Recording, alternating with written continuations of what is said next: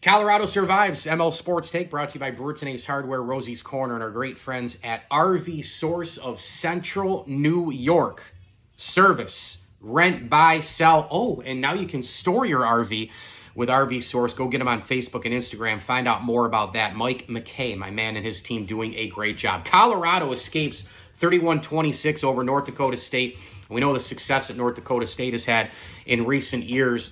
Shedeur Sanders got banged up in this game, but he eventually throws for 445 through the air and 4 touchdowns. We know, and look, they couldn't get the ground game going a lot, last night, but we know that Horn Jr. and Hunter and Wester and these guys are going to be catching the football here. This is a high-octane offense. Shedeur Sanders is probably a top 15 or 20 NFL pick. He'll probably go up, after this year. His stock will probably rise if he has success, and it's a quarterback world. Carson Beck undoubtedly will be the first quarterback taken in the upcoming draft in the springtime, but a long way to go until that point. You still have a full season to play, and this game got a little dicey, man. I mean, it was 2017, North Dakota led at the half, and I just look at the tackling and the defense and the holes and all the errors on both sides of the football.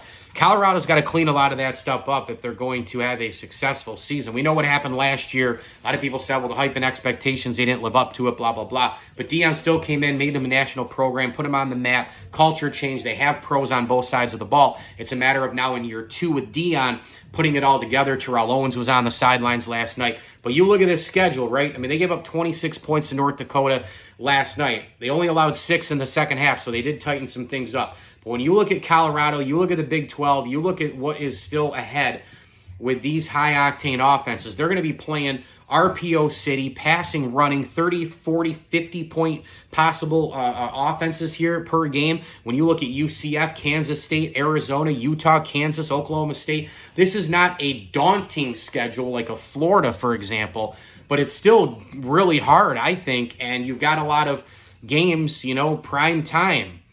CBS, Colorado State, ESPN, ABC. In terms of Oklahoma State, you've got top 15, 20 teams with high-octane offenses. And listen, a lot of these teams aren't going to slow down, from last year. I mean, you take a look at a guy like Jedd Fisch, who's now at Washington, but he was at Arizona.